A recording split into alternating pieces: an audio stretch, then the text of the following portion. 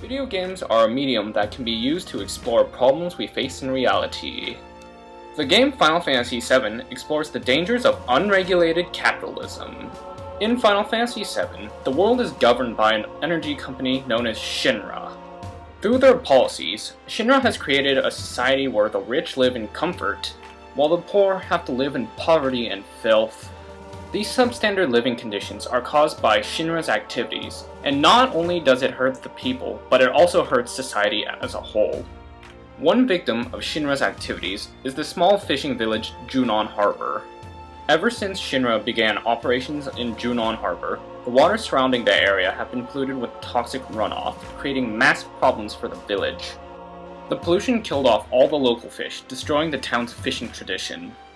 Also, the toxic runoff poisoned local animals, causing them to mutate into monsters.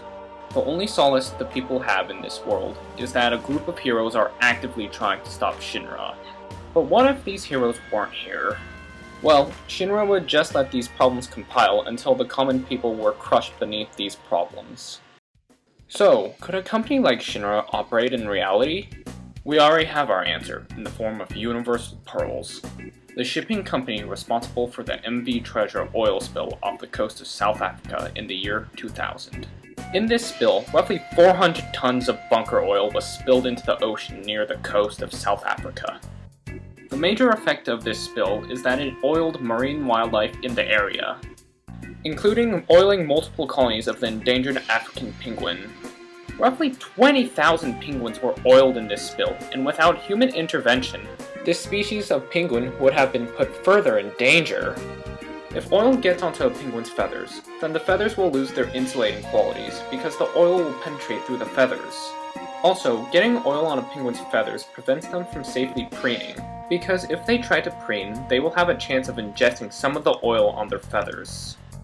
Ingesting oil is extremely bad for any animal because it will cause them to have digestive problems.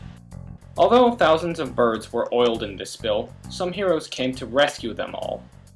The South African Foundation for the Conservation of Coastal Birds, or SANCCOB, and the International Bird Rescue Center stepped in to save these birds the same day the tanker sank. The process to save these penguins was long and arduous. It included a 12-week rehabilitation program for the penguins, 400 tons of fish to feed the penguins, 7,000 tons of beach sand for bird pens, and 302 25-liter containers of detergent to wash the penguin feathers. Though so much effort was put into saving these penguins, thousands still died.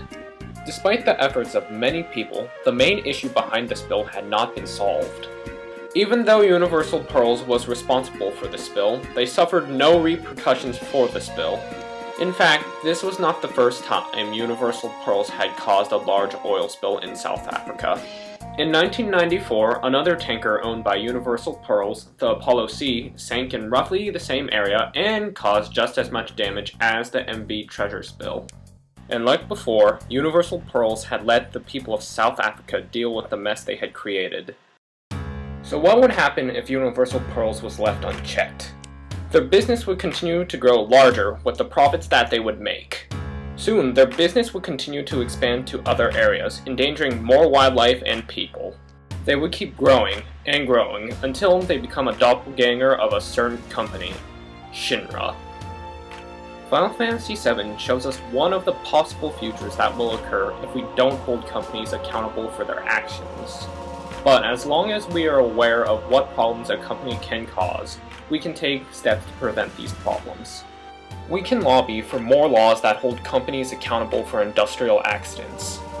We can also stop doing business with companies that continually damage society. But most importantly, we must remember that we have the power to curtail corporate greed.